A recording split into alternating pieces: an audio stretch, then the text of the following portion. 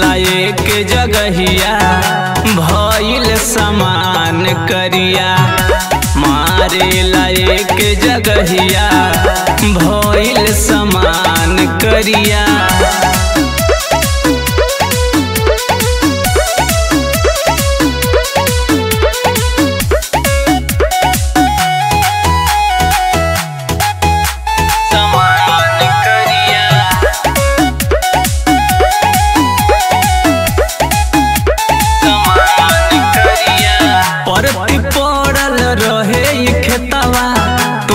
कैला जोताई हमारा पूरा माल पे बाबू दिहला पानी चलाई।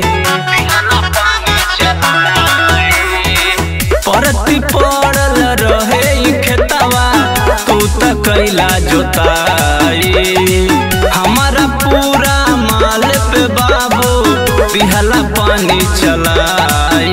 पहले रहे न सोहर तू त भैला मशहूर। पहले रहे न सोहर तू त भैला मशहूर। अब त फरत धन रहरिया। मारे लायक जगहिया भइल समान करिया। मारे लायक जगहिया भइल समान करिया।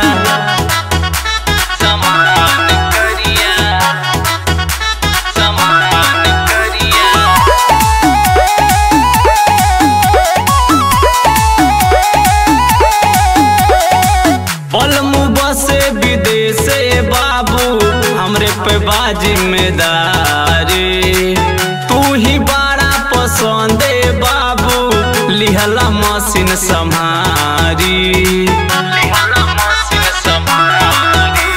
हो पलमुआ से विदेश बाबू हमरे पे जिम्मेदारी तू ही बड़ा पसंद बाबू लिहला मशीन संभारी।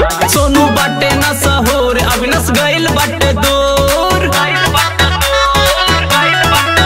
सोनू बाटे न सहोर अविनाश गइल बाटे दूर। दुख कहे जाई के करा दुआरिया। मारे लायक जगहिया भइल समान करिया। मारे लायक जगहिया भइल समान करिया।